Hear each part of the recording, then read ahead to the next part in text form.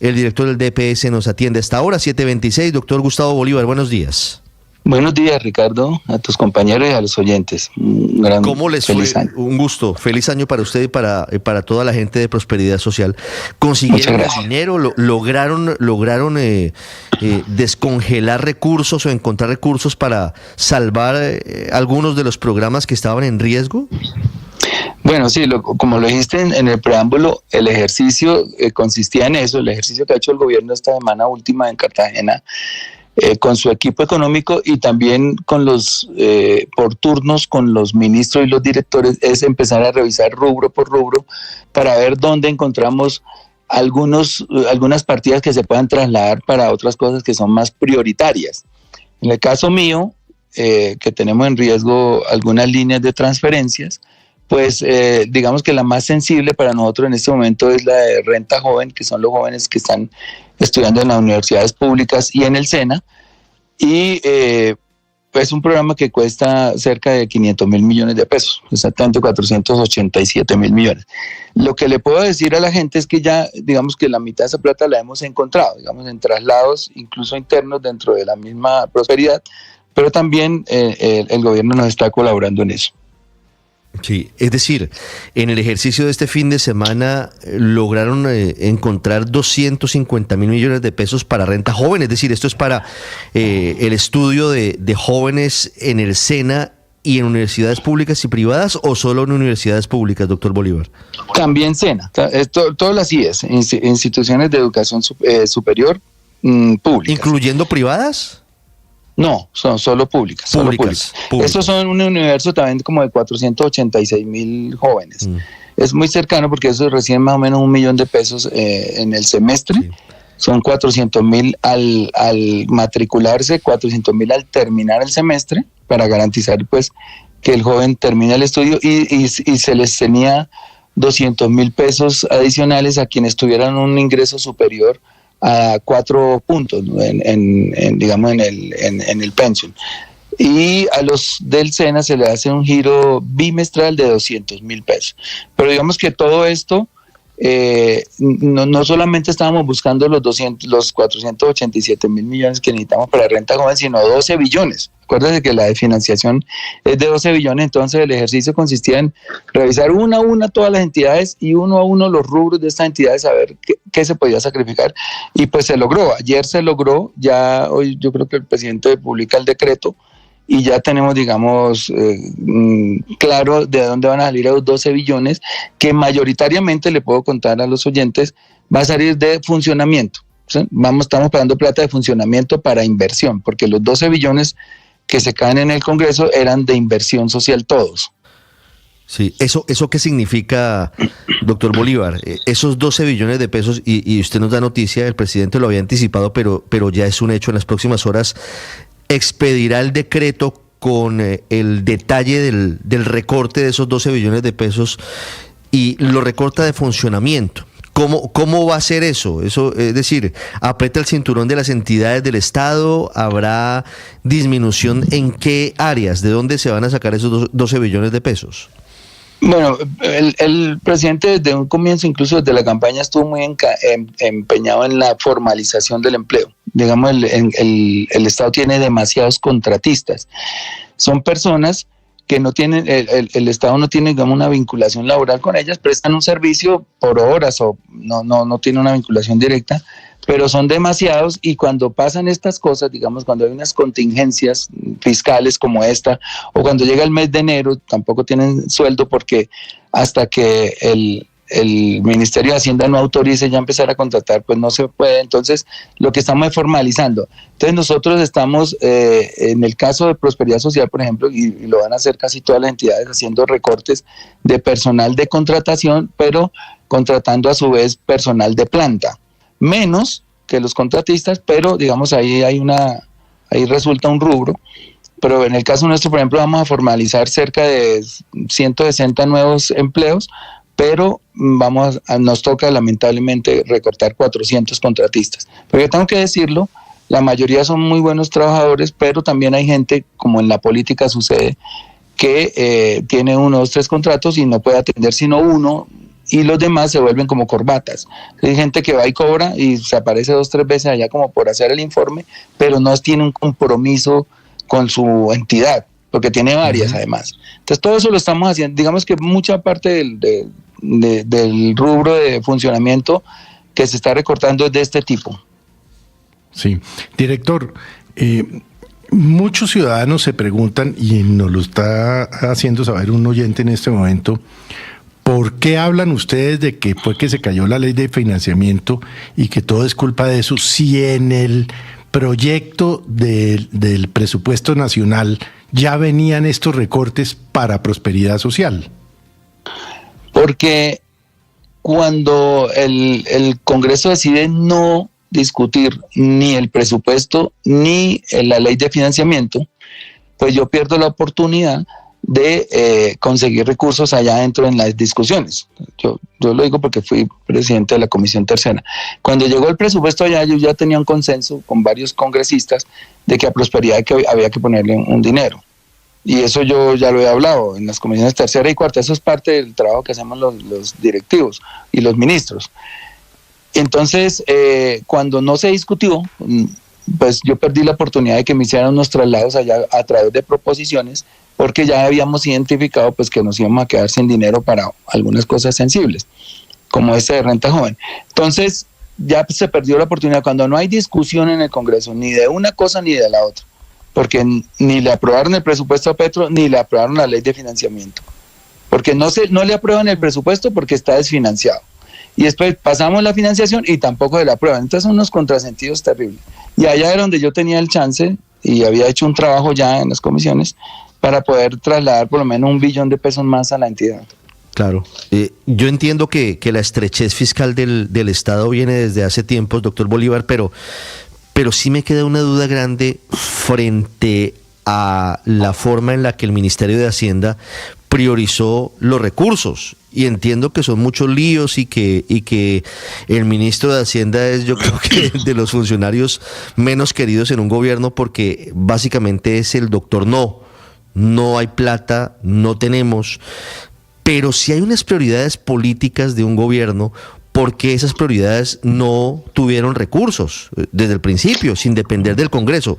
Le pregunto, por ejemplo, por el DPS, que es su caso, pero le podemos agregar, por ejemplo, lo que está pasando con la Agencia Nacional de Tierras, que también tiene un mordisco grande en la financiación y es un programa clave del presidente Gustavo Petro, como también la implementación del acuerdo de paz. El presidente dice que no se va a recortar la plata que hay para ello, pero en la práctica sí hay una disminución importante de recursos.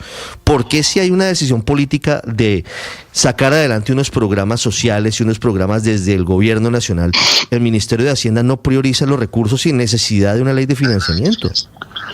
Esto fue un tema de responsabilidad, porque yo a los oyentes les explico, digamos yo soy un papá que gana $1 millón y yo tengo que distribuir eso entre todos los rubros de la casa: mercados, zapatos, comida, alimentación, educación, etcétera, internet. Si yo digamos, parte de ese $1 millón lo obtengo con crédito, con la tarjeta de crédito. Pero si yo dejo de pagar la tarjeta un mes, entonces para el mes siguiente ya no tengo el $1 millón, porque, digamos, yo me financiaba 200 o 300 mil con la tarjeta. Entonces a nosotros nos ha tocado pagar unas deudas impresionantes, y eso son, digamos, no es carreta, eso están ahí. La del FEPEC, por ejemplo, el Fondo de Estabilización de Precios de los Combustibles, ya hemos pagado en este gobierno cerca de 50 billones, y eso era un subsidio que tenían las personas que tienen carro, incluso sacrificando estos programas. Entonces, por eso, dolorosamente y muy impopular, pero lo hace un gobierno serio, pues tuvimos que subir el precio de la gasolina, porque si no, esos 50 ya hoy serían 70. Eso era un bolsillo roto, porque cada mes esa deuda crecía, la del Fondo de Estabilización de Precios. Y desafortunadamente, pues no voy a criticar eso, porque pues en pandemia tuvo unas particularidades, digamos, el manejo de la economía. En el gobierno de Duque ese fondo no se volvió a pagar. Y cuando nosotros llegamos aquí ya iban 34 billones. Tuvimos que pagarlo, no estaban en las cuentas. Si uno no paga esos 34 billones, ¿qué pasa? Aumenta el déficit fiscal de la nación, que ya son casi 34 billones, son casi 3 puntos del déficit. Ya nos habían dejado uno de 5 o 6, sí. Entonces estamos hablando de un déficit de 8. ¿Y qué pasa? Las calificadoras de riesgo dicen, ojo con Colombia, no se le puede prestar porque está muy endeudada. si no hubiéramos pagado esa plata. Como se pagó, hemos podido tener empréstitos ahí pequeños y todo para solventar el asunto. Para el año entrante, nosotros no teníamos en la cabeza. Yo sí lo advertí porque yo desde 2018 2019 incluso puse un tuit, dije, ojo que a Colombia le va a tocar pagar entre 2022 y 2026 una deuda de 400 billones de pesos, porque pues nosotros ahí en las comisiones económicas manejamos esas cifras. Y dicho y hecho, para el año entrante nosotros tenemos que pagar 112 billones de pesos en deuda e intereses. Eso es una monstruosidad. Nosotros veníamos pagando en todos los gobiernos anteriores entre 40, 50, máximo 60 billones. Y para el año entrante nos toca 112. ¿Por qué? Porque en vez de contraer una deuda de largo plazo, el presidente Duque se endeuda con una deuda de corto plazo en la pandemia, de muy corto plazo, y que las tenemos que asumir nosotros 400 billones en 4 años. Entonces todo eso nos fue estrechando, y fuera de eso se suma el mal recaudo, el bajo recaudo, y a eso se le suma después que nos cae en la corte casi la mitad de la reforma tributaria, pues redunda en esto, toca hacer recortes para tener responsabilidad fiscal y que el país no se hunda, porque entonces si ese padre de familia se hunde también todo el resto de rubros, ya no tienen para la educación, entonces hay que mantener a flote la economía y eso cuesta sangre, digamos. Y así lo hemos hecho, porque si se cae la economía se cae todo, ahí sí se caen todos los subsidios, se caen todas las obras, se cae todo. Sí, pero director, la gente del común, los que no son o no somos expertos en el tema económico, no entendemos por qué, siendo el gobierno que tiene el presupuesto más alto en la historia de Colombia, llegó a esta situación. Pero no vemos recortes, digamos, en prestación de servicios, en viajes suntuarios, en plazoletazos que fueron 37.000 millones, como lo reporta hoy el diario El Tiempo. En fin, ¿por qué llegaron ustedes, el gobierno, llegó a esta situación teniendo ese presupuesto tan alto? No, o sea, lo que pasa es que el rubro de funcionamiento también ha crecido, porque si usted se da cuenta, para poder, es que la economía es un juego de ajedrez. Si yo aumento el consumo, ¿por pues qué ha aumento crecido, el recaudo. doctor Bolívar? Ya, ¿Por qué ha crecido en esas proporciones tan enormes? Porque en 2022 el salario mínimo se aumentó 16%, en 2023 12% y en este 9,54%. Eso es 37.6. Muchos salarios están indexados a eso y muchas cifras del gobierno están indexados al aumento del salario mínimo o al IPC. Como creció tanto la inflación en esos años post pandemia, eso no fue porque Duque sea malo o Petro bueno o Petro malo y Duque bueno, sino que post pandemia en todo el mundo creció la inflación y los países tuvieron que endeudarse, eso lo estamos recogiendo nosotros. Entonces, como ha crecido el salario mínimo 37.6%, ese mismo porcentaje ha crecido el rubro de funcionamiento. ¿Qué es funcionamiento para la gente? 350.000 maestros, casi 400.000 hombres de la fuerza pública a los que también se les ha aumentado la mesada. Por ejemplo, un soldado aquí se le pagaban 300 o 400.000 pesos, ya van como en 700 y para el año entrante va a ser casi 1 millón. Que el presidente dijo, ¿cómo es posible que un soldado, que es el que arriesga la vida, ni siquiera gana para comprar la comida? Bueno. Entonces todos esos gastos van aumentando. Las pensiones están indexadas al IPC, a veces al salario mínimo, entonces también van creciendo. Para que la gente sepa, solo en pensiones, llueve, truene o relampaguee, hay que pagar 51 billones al año, más la nómina del Estado. Todo eso va creciendo, no es que aquí crezcan los gastos de funcionamiento, sino que con el aumento del salario mínimo, con el aumento del IPC, afortunadamente ya se está controlando la inflación, eso ha crecido enormemente. Pero de eso se trata. Claro, pues es que el año entrante el aumento del salario mínimo es el doble de la inflación y por eso ahí pues habrá un impacto por ese lado. Pero quiero volver a la noticia, no seguir llorando. Pero mira Paola, mira que lo que se está diciendo es un juego de ajedrez. Entonces, ¿qué dice el presidente? Si la economía está estancada, ¿cierto? Porque las altas, es que eso es por lado y lado, porque las altas tasas de interés no dejan despegar la economía, porque la gente con altas tasas lo piensa 2 veces para endeudarse, para comprar una casa, una moto, un carro, para consumir. Entonces, démosle un dinamismo a la economía por esa vía, con el consumo, dándole poder adquisitivo a la gente para que salgan y compren. Eso lo han hecho otros países, entre ellos Estados Unidos, y ha funcionado. Entonces, tú tapas por aquí y se abre un hueco por acá, pero es que no es fácil, entiendan que esto, y además no son decisiones autónomas, el Banco de la República es el que define las tasas, el Congreso es el que define si aprueba o no los montos del presupuesto y de la ley de financiamiento. En la Corte decide si las leyes, si la reforma tributaria se pasa o no pasa, y allá a veces no pasa, y esta vez no pasó. Claro, pero fíjese de la renta. Entonces es un juego de ajedrez muy complicado, pero que al final, si uno analiza la macroeconomía, se da cuenta que el país está a flote, bajo la inflación, el dólar ahí con sobresalto se ha mantenido casi al mismo precio de como nos lo entregaron, el desempleo se mantiene en un dígito, o sea, no hay aquí un sobresalto, como decían, venimos a acabar con la economía. Ahora, un tipo que le tenga miedo a lo popular, que le tenga miedo a las encuestas, no toma las decisiones que tomó Petro, y hoy sí les confieso que estaríamos terriblemente en una situación muy difícil, pero hoy nos reconoce el Banco Mundial, el Fondo Monetario, las calificadoras de riesgo, que hay un manejo serio, y por eso que nosotros podamos seguir todavía teniendo empréstitos. Paola. Pues son 2,5 billones más que le va a constar al Estado esta alza del salario mínimo del 10%, del 9.5%, el doble de la inflación. En cualquier caso, para no seguir llorando sobre la leche derramada, hablemos de lo que se viene y de la noticia grande que usted nos estaba dando, y es que el recorte va a salir de los 327 billones de pesos del presupuesto de funcionamiento, que crecía casi 6% en términos reales, mientras que el de inversión crecía en un 16%. Paula. Sí, una parte, digamos, como un 70% va a salir de funcionamiento, y desafortunadamente otro poquito va a salir de inversión. Bueno, 70% de funcionamiento, eso es enorme, y eso es una gran noticia la que usted nos está dando. Quiero preguntarle por eso, porque dice usted que van a eliminar varios contratistas. ¿De cuántos contratistas estaríamos hablando concretamente?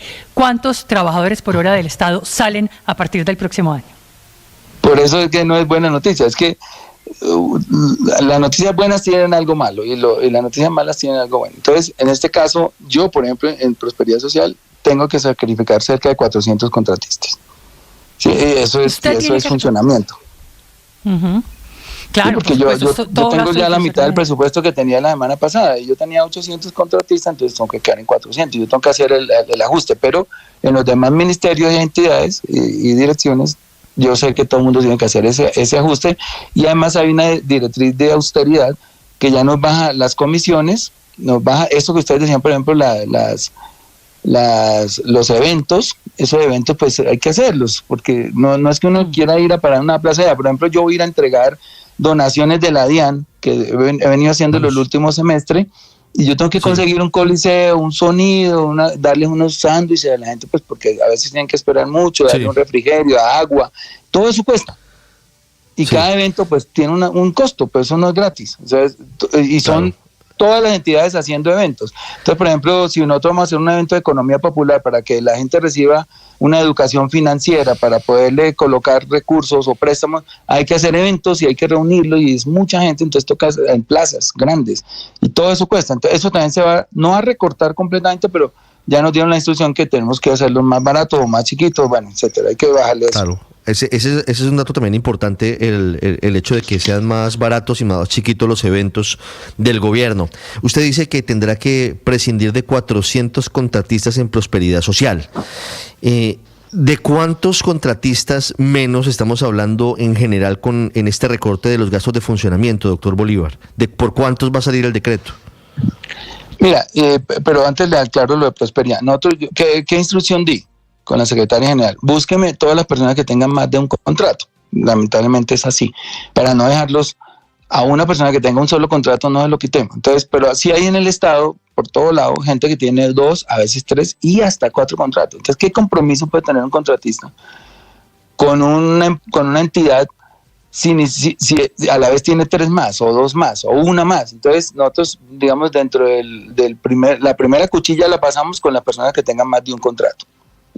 Quería hacer esa aclaración. Sí. Y ahora sí, disculpa la pregunta, ¿cómo era? La pregunta, doctor Bolívar, es: usted va a prescindir de 400 contratistas. Usted ya nos dice cuál es el filtro. Quienes tengan más de un contrato, que realmente es una vagabundería, y me perdonan la expresión, pero coincido con usted, no tiene ningún sentido que una persona pueda hacer bien su trabajo con 2 y 3 contratos. Eso es. Le cuento un dato, yo encontré en la oficina jurídica 100 abogados. 100 abogados en la oficina jurídica. Entonces yo le pregunté a la nueva directora jurídica que yo llegué, le dije, ¿con cuántos puede funcionar? Me dijo, yo puedo funcionar con 40. Le dije, listo, entonces ya. Dejemos que termine el contrato, con contratos que terminan. Y eso pasa en todas las entidades. Esa es una vena rota en el Estado, sí. Sin duda es una vena rota. Sí. Pero me decía, mire, usted va a prescindir de 400 contratos. ¿El decreto por cuántos contratos menos va a salir? Digamos, contratistas menos, al hacer ese recorte en los gastos de funcionamiento. No, el decreto no dice eso, porque nos da, digamos, la autonomía a cada ministro, cada director de revisar al interior de sus entidades digamos, cómo pueden aportarle a ese decreto de austeridad. Yo le estoy contando por mi caso, pero no sé realmente las demás, pero sí estamos todos en eso. Créanme que todos estamos en eso. Sí, hay un oyente que me manda esta pregunta que me parece interesante y no la hago de mala fe, pero pues los oyentes son muy importantes. ¿Dentro de los recortes de los contratistas van a sacar a los bodegueros? No, pero mire, yo por ejemplo, lo que ustedes llaman bodegueros, yo contraté 2 o 3 apenas este año, y la gente cree que es que se va el rubro en eso, pero no, digamos como te digo, de 800 contratos, yo tenía 2 o 3 de comunicaciones, pero esos bodegueros, como usted los llama, son personas, son influencers que nosotros utilizamos para que... Don Eduardo Benítez. Sí, no, está bien, ese es un nombre que se ha acuñado ahí, pero... Realmente la bodega como tal es una bodega donde hay 200, 300 computadores y la gente está ahí tuiteando todo el día. Eso en el gobierno no existe, eso es una fábula que se inventaron. Tal vez en las campañas sí existan, porque el candidato sí puede contratar 30, 40 personas para que esté tuiteando todo el día, ya sea defendiendo o atacando, que es lo que se acostumbra. A mí no me gusta eso, pero bueno. Pero, yo nunca he tenido otro oyente, es que yo quiero darle la palabra a los oyentes que nos ayudan. Otro oyente hace la siguiente pregunta. ¿Por qué al entrar al tercer año de gobierno, ustedes, dice el gobierno, le sigue echando la culpa a Duque, a la Corte Suprema, a la Corte Constitucional, al Consejo de Estado y a las decisiones judiciales? Porque es verdad. Pues lo que le dije al comienzo, no voy a culpar a Duque porque él no se inventó la pandemia, pero sí había podido, por ejemplo, cuando tuvo que necesitar recursos adicionales para atender las vacunas, las UCIs, bueno, todo lo que generó, los gastos que generó la pandemia, haber hecho una deuda de largo plazo, que eso existe, eso pues, hay gente que presta 20 a 30 años, incluso a 10, pero es que esta fue de muy corto plazo, fue para pagar a partir de 2022 hasta 2026, unos 5,000 millones de dólares, casi 20 billones de pesos. Nosotros nunca habíamos pagado esos rubros, pero si quieren ustedes lo pueden analizar, ahí están en todos los presupuestos anuales, piden los presupuestos de los últimos 20 años y nunca se pagó más de 50 billones de pesos en deuda. Entonces nos toca pagar 112 el otro año. El presidente fácilmente puede decir, no, paguemos 80 y aplacemos los otros, pero ¿qué pasa? Se cae la economía porque enseguida nos bajan más la calificación de la que la tenemos. Cuando a un país le bajan la calificación, haga de cuenta, yo siempre pongo el ejemplo con la persona de la cabeza de hogar, que esté en data crédito, ya no le prestan o le prestan con intereses muy altos. Así pasa también, las calificadoras de riesgo son el data crédito a nivel internacional. Entonces dicen, que Colombia tiene mucha deuda, que no está pagando, no le presten más, y así se hunde esto, porque nosotros lo que estamos haciendo, no en este gobierno, no toda la vida, tapando un hueco, pagando una tarjeta con otra tarjeta. Entonces, por ejemplo, el año entrante vamos a liberar más de 25,000 millones de dólares en deuda. Esos 112 billones son deuda. Al pagarlo liberamos ahí un hueco, entonces ¿qué toca hacer? Volver a llenarlo, retanquearlo. Y con esa plata pues volvemos a solventar, digamos, lo que falta. Pero eso es una dinámica que viene desde hace mucho tiempo, porque los países no se endeudan para invertir, que es lo que hace un país inteligente y desarrollado. Entonces yo me voy a endeudar para invertir aquí, pero yo sé que esa inversión me va a redundar en una ganancia. No, aquí nosotros nos endeudamos para pagar.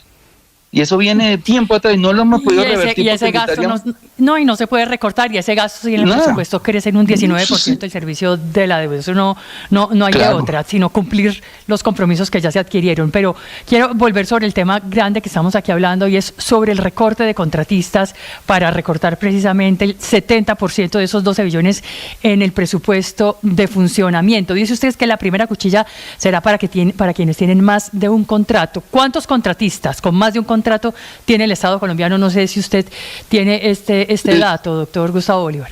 Le debo ese dato, Paola, porque en este momento, porque como yo llegué anoche apenas y ya hoy voy para una reunión, ahorita tengo reuniones, ya reuní todo el equipo directivo, qué pena, 30 de diciembre, pero pues con las decisiones que tomaron en Cartagena, pues yo tengo también que hacer aquí unos revulsivos. Entonces ya tengo reunión ahorita a las 10 para eso, para ver cuántos contratistas podemos eliminar que tengan más de un contrato, para ver cómo podemos hacer también una redistribución de los 5.3 billones que me dejaron para el año entrante, para no sacrificar el programa de renta joven, etcétera. Son decisiones que tengo que ir a tomar ahora, y entonces le quedo viendo la respuesta, pero si quieres, comenzando el año ya tengo claridad. Más adelante, el año entrante, o sea, en 2 días, de pronto nos puede tener el dato. Mire, sí. Para finalizar, es que les quedó sonando a varios oyentes una respuesta que usted nos acaba de dar, doctor Gustavo Bolívar, sobre la contratación usted dice que ha contratado 2 o 3 bodegueros. ¿Quién, me preguntan oyentes, quién les da la línea editorial con la que actúan los bodegueros? Y si hay una estrategia desde el gobierno dando línea sobre lo que deben decir y a quién deben atacar.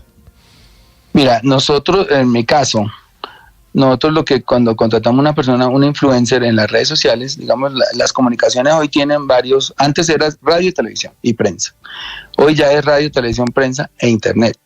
Entonces, lo que yo consigo es que muchas noticias que producimos nosotros, que son buenas para el país, que son buenas para la gente, no salen en esos medios.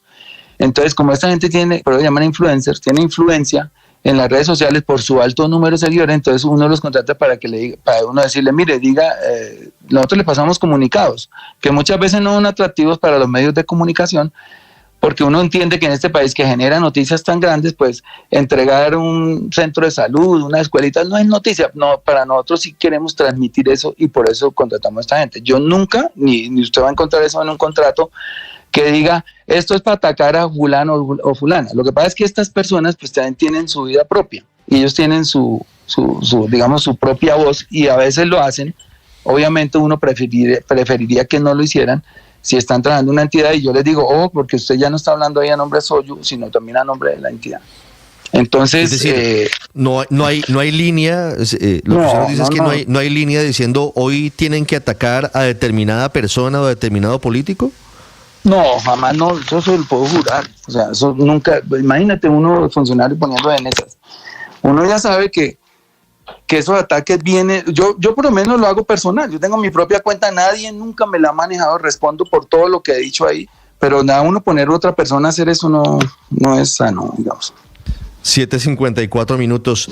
Es el director del Departamento de Prosperidad Social, Gustavo Bolívar, con nosotros, dando noticia importante, anticipando lo que viene hoy o mañana, a más tardar, el decreto del recorte del presupuesto para el año entrante, los 12 billones de pesos.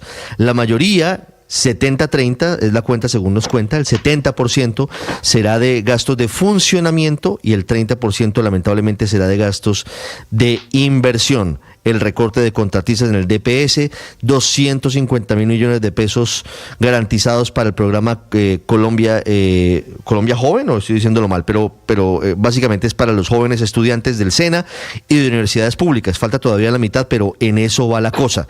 Y hablándonos de sus 2 o 3 bodegueros también al final. Doctor Bolívar, muchas gracias y un feliz año. Bueno, a ustedes muy amables por la entrevista y un feliz año a todos los oyentes.